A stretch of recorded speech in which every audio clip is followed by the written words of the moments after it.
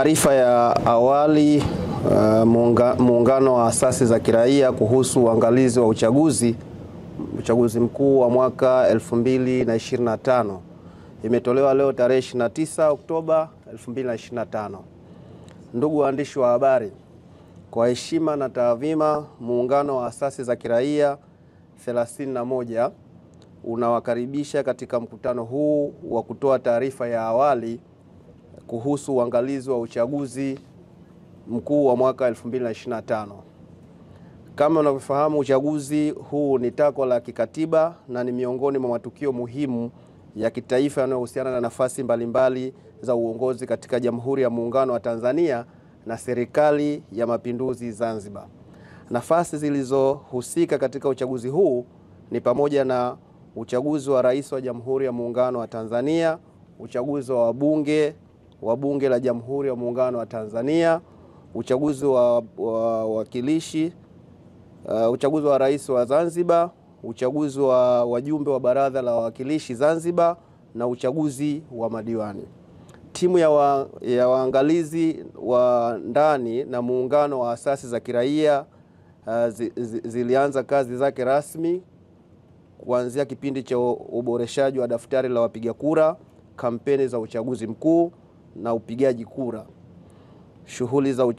Shughuli za uangalizi zimekuwa zikitekelezwa katika mikoa yote ya Zanzibar kwa kushirikiana na wadau wa uchaguzi ikiwemo Tume Huru ya Taifa ya Uchaguzi NEC, INEC, Tume ya Uchaguzi Zanzibar ZEC, vyombo vya usalama, vyombo vya siasa na wananchi.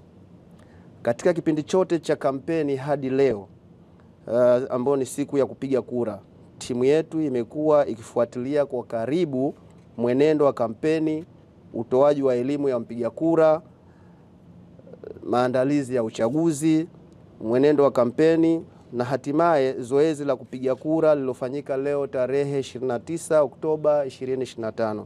Kwa upande wa Zanzibar, uchaguzi umefanyika katika majimbo yote 50 ya uchaguzi yaliyopo Unguja na Pemba, yakihusisha nafasi za Rais wa Jamhuri ya Muungano wa Tanzania na wabunge, Rais wa Zanzibar, wajumbe wa Baraza la Wawakilishi na madiwani.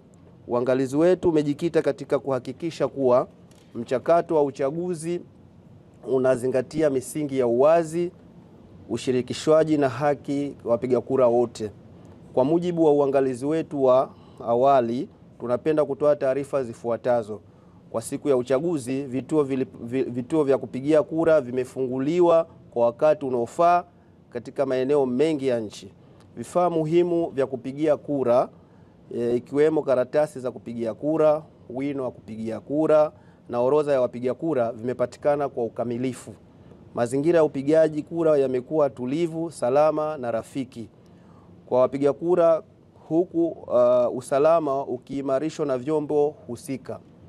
Ushirikiano kati ya wadau wa uchaguzi umeonekana kuwa wa kuridhisha na umechangia kwa kiasi kikubwa katika kuweka mazingira bora ya uchaguzi.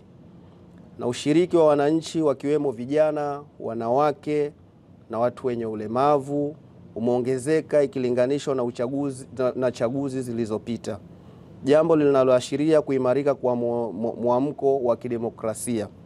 Kwa msingi wa tathmini ya awali, muungano wa asasi hizi za kiraia umeridhishwa kuwa uchaguzi mkuu wa mwaka 2025 umefanyika kwa uhuru, haki, uwazi na kuzingatia misingi ya kidemokrasia.